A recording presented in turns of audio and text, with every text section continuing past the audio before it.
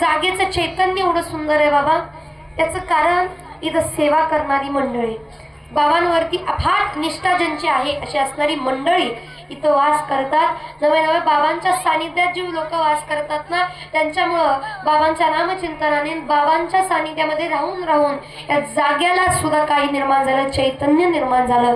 मग विचार करा, बाबांच्या सानिध्यात जर एखादी जागा आली तर ती पवित्र होते, त्याचं सुद्धा चैतन्य वाढतंय, तर सामान्य मनुष्य बाबांच्या सानिध्यात गेल्यानंतर त्याच्या जीवनाचं सोनं का होणार नाही?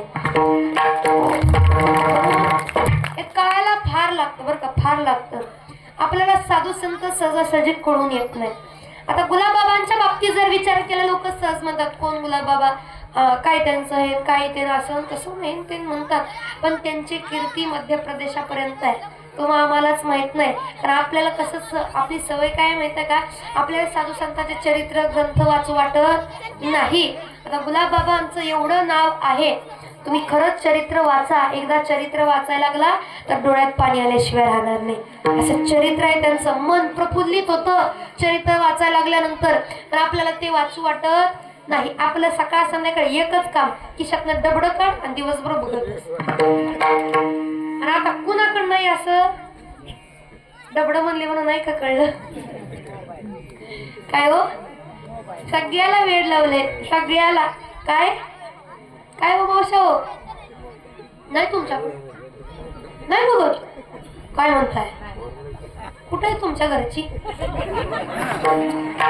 तुमच्याकडे नसला तर नवऱ्याचं मागून घेता का नाही? होय हो, टीव्हीवरचा मालिकाचा भाग सुटलाय, द्या की 2 मिनिटं बघू द्या। मग आपलं ते सुटत नाही, भले मोबाईल नसेल बघा, टीव्ही तर बघता का नाही? आता नाहीच म्हणा तुम्ही, एक एक किलो डिक्कीत घालूनच घेऊन जाईल, मग बघता का नाही? मग टीव्ही तरी बघतो, पण बघा आपल्याला टीव्ही पाहायला वेळ आहे, मी पाहू नये असं म्हणत नाही, पण टीव्ही पाहायला वेळ आहे, मोबाईल पाहायला वेळ आहे, फोन पाहायला वेळ आहे आपल्याला, साधू संतांचे चरित्र वाचायला मात्र वेळ नाही।